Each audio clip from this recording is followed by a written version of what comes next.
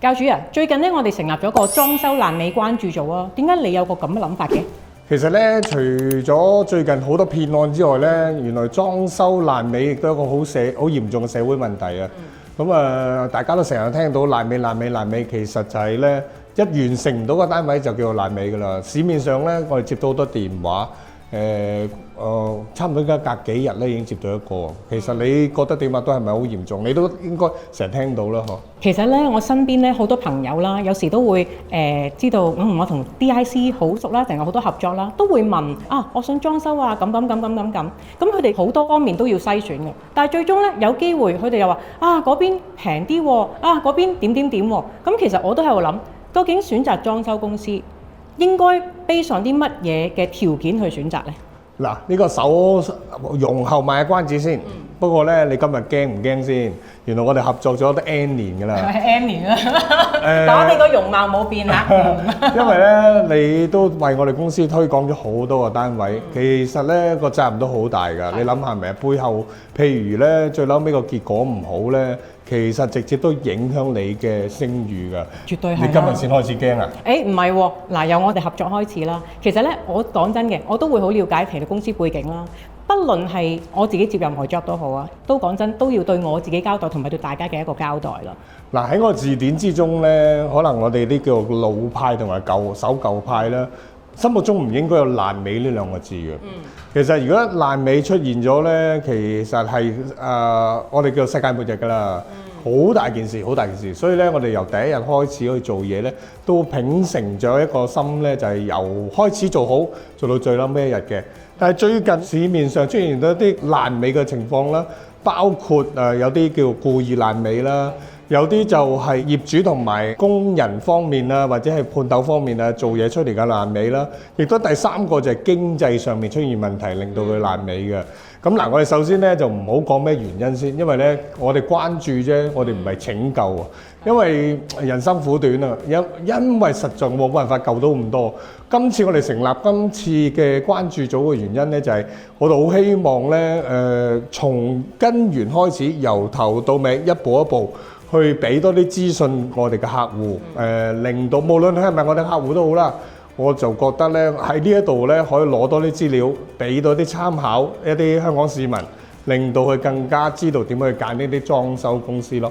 係啊，冇錯啊，所以話咧揀裝修公司啦之外啦，仲要中間個程序上啦，究竟我揾唔揾到人啦，亦都係好驚啦。好多啲朋友揾裝修公司，亦都係都好關注呢一點啦。嗱，仲有我自己都想講啊，點解我哋咁遲先開始正式要去其實呢個好糾結嘅問題啊。做定唔做？你有冇資格做？點解係你做？呢個咧係圍繞住咗我超過10年嘅諗法㗎啦。嗱喺呢個情況之下，我都覺得應該出手時該出手啦。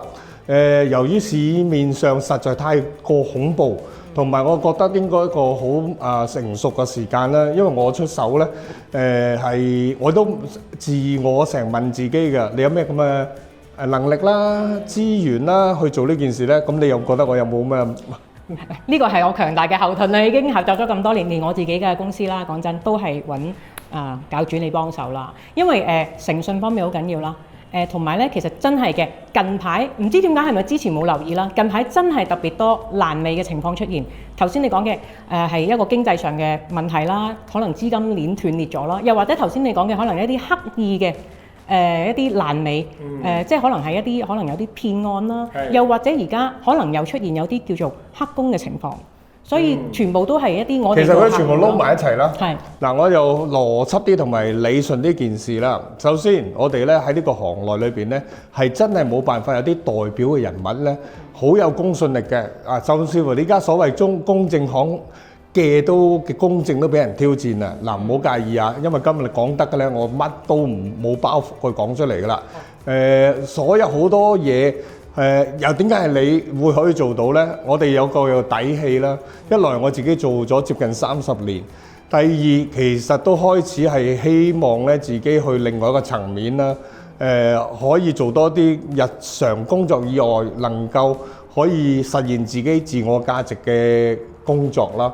譬如話我唔係一定要喺商業上嘅層面去諗去做咗個爛尾之後，令到自己生意好啲，又或者去喺呢個市場學上邊咧，你去攻擊別人，就令到你自己地位提升。嗱，我好強調我冇呢啲咁嘅意圖。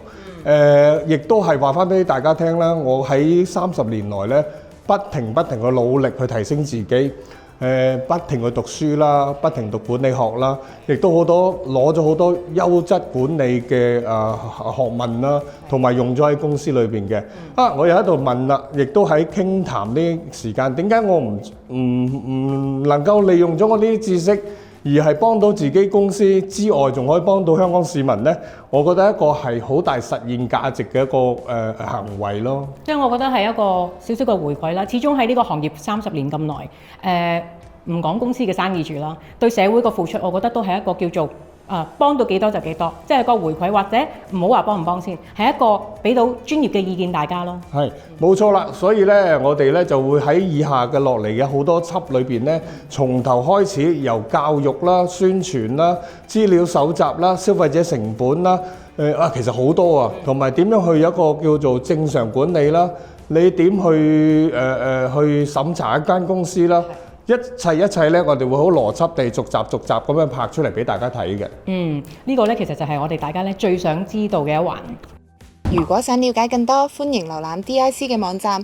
網站上面除咗有1000個真實客戶滿意個案，同埋近2000個參考個案不斷持續更新之外，仲有大量真實設計同埋 3D 效果圖。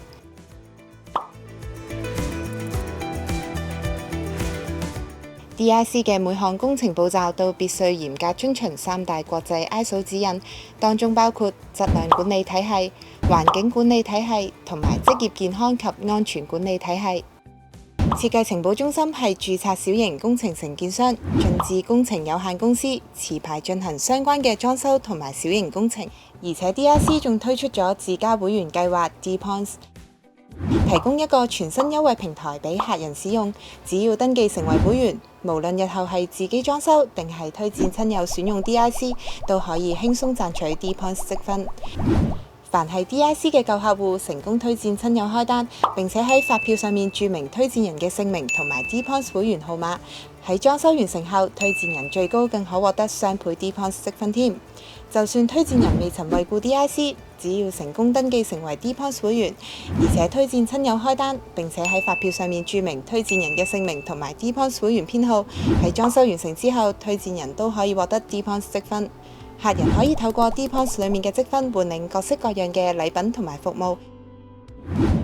而家就即刻成為我哋 DPoints 會員，一齊賺取無限獎賞。想知道我哋嘅工程限額滿咗未？咁就要睇下設計情報中心嘅 DIC 開單及工程統計圖表啦。設計情報中心擁有自家設計師同埋裝修團隊，並唔係平台式經營，務求以準時同埋高質素嘅服務，令客人對我哋有更大嘅信心。